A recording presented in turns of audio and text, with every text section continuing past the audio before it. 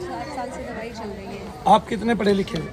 MA। Depression क्या होता है मुझे पहले यही बताओ। पता नहीं, उन्होंने तो वो बताई है पेट वाला है। हाँ, आपने नहीं शब्द पकड़ा है एक, यहाँ की बात छोड़ दो।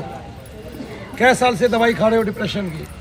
8 साल से। 8 साल से दवाई खा रहे हो। डिप्रेशन में बीच बीच में सही हो जाती एक सेकंड, क्या सही हो जाता है? है, तबीयत सही हो जाती है। कितने दिन के लिए? 6 महीने साल, दवाई खाते खाते फिर फिर वापस चालू हो। क्यों हो जाती है? कारण नहीं जानना चाहोगे क्यों होता है? एक बीमारी है वो अगर बीच में सही होगी, डिप्रेशन अगर किसी का ठीक हो गया तो जिंदगी भर वापस आने से रहा, क्यों वो आदमी तो फिर डिप्रेशन में कभी आएगा नहीं, वो तो नीचे के विचार करेगा ही नहीं। डिप्रेशन का मतलब ये है आपके विचारों का निम्न स्तर पे गिर जाना। इसका मतलब आप अपने विचारों को गिरा लेते हैं, लेकिन अगर बात विचार की ही होती है और विचार से डिप्रेशन होता है तो फिर बॉडी में दर्द कहाँ होता है? इसका मतलब दर्द से डिप्रेशन हो रहा है, वो डिप्रेशन डॉक्टरों का दिया हुआ है, वो एलोपैथी का सृजन किया हुआ डिप्रेशन। किसका सृजन किया हुआ है? तुझे माइग्रेन बताया कि नहीं? बोल हाँ कि ना। माइग्रेन, मेरे सिर में दर्द रहता है, पर उन्होंने तो बताया कि नहीं कई जगह बताया है कि माइग्रेन है? खत्म हो गया है। हाँ, अच्छा, क्या हो गया? मतलब माइंड डिस्टर्ब ऐसे, माइंड डिस्टर्ब हो गया इसलिए दर्द हो गया सर में? पता नहीं है मुझे तो। तेरी पूरी बॉडी में दर्द होता है? हाँ, एक बात, कंधे भारी होते हैं, आंखों में जलन चुभन कुछ होती है, जलन, सिर में दर्द, आंखों में जलन होती है, सर में दर्द होता है, ये पिछला हिस्सा सुन रहता है? बोल हाँ कि ना। हाँ, हाथों में भी दर्द होता है, हाथ उठाने में बाधा आती है, हाथों में, पैरों में, कमर में दर्द होता है। एक सेकंड, कमर में जहाँ दर्द होता है उसके अंदर की तरफ पेट में भी दर्द होता है? पहले होता था। पहले होता था। नीले निशान पड़ते हैं? हाँ। और क्या कहते हैं, पैरों में कुछ होता है? पैर भड़कते हैं बहुत बुरी तरह से। अब ध्यान से सुन, तुझे एक ही बीमारी है, या तो प्रेत की या पितृ की। जो शरीर के अंदर है वो पुरुष आत्मा है, ठीक है, उसमें मलिनता है, उसमें वासना है, ठीक है। वो तमोगुणी इसलिए है क्योंकि तुझे एकांत में रहना पसंद है। बोल हाँ के ना। कोई तुझे छेड़ता है, तुझे चिढ़ होती है, जलन होती है, बोल हाँ के ना। हाँ, अब ध्यान से सुन। और तू उसी आदमी से झगड़ा कर लेती है जो कोई तेरे को काम बताता है, थोड़ा सा भी अपने काम में लगाता है, उलझाता है, ठीक है, उससे तेरी बिल्कुल खटपट हो जाएगी फौरन, ठीक है, तेरे को चिढ़ होने लगेगी उससे, ये काम क्यों बताता है, इसने मुझे ये क्यों कहा, आगे ना, फिर उस विचार पे नीचे की तरफ जाने लगती है। एक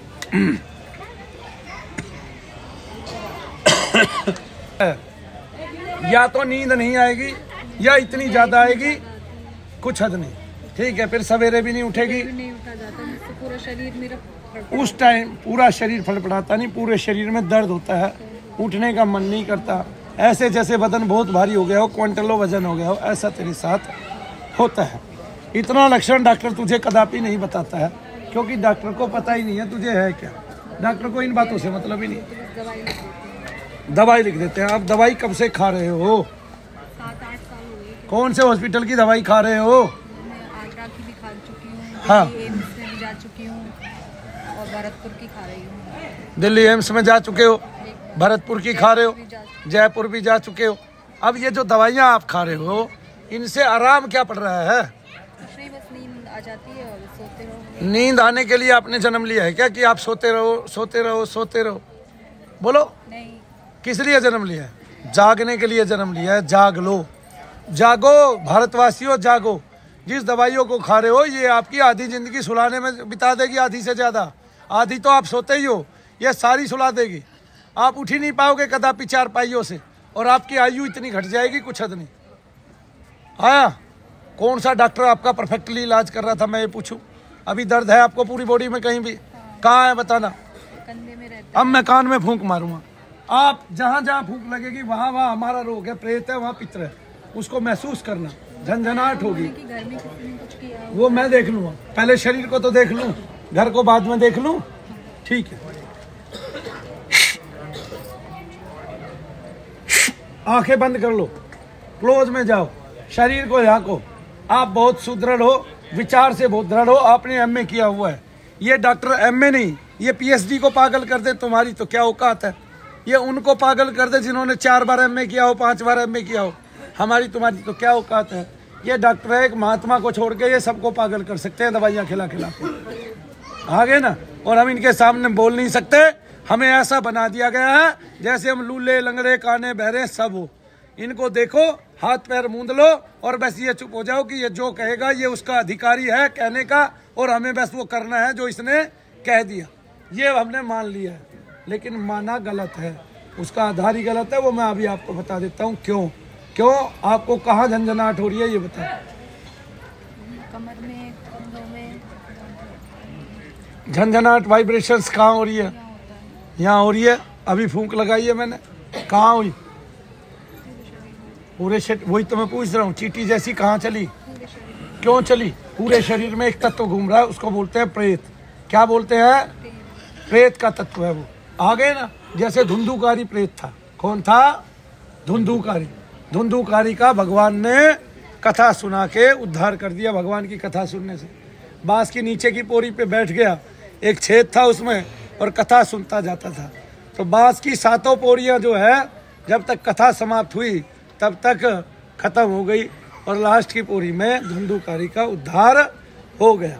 आगे ना, ये धुंधुनी का बेटा था और ये पाप से उत्पन्न हुआ था। आए ना समझ में? हाँ। अब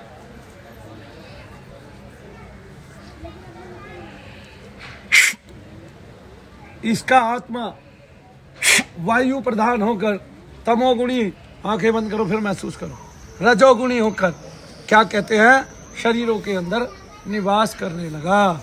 धुंधुकारी ने बहुत सारे लोगों को सताया। सताया मतलब बाहर से थोड़ी ना सताया, अंदर घुस के ही तो सताएगा प्रेत। बाहर से कैसे सताएगा मुझे यही बता दो आज। तो भगवान तब भी कहते हैं, भगवान कृष्ण के शरीर में प्रेत घुस गया। आगे ना, और भगवान ने वैसा ही रूप आकार लेके उसको अंतर में ही जाके मारा। ठीक है, तब वो क्षमादान मांगता हुआ भगवान की शरण में आ गया। बोलो सच्चे दरबार की जय, शनिदेव महाराज की जय। भूख कहाँ लगी? पूरे शरीर में। अब दर्द कहाँ है बहना? पैर चलाओ, जय शनिदेव बोलो, फिर बताना कौन सी बार आए हो आप? तीसरी बार। हाँ, चलाओ चलाओ।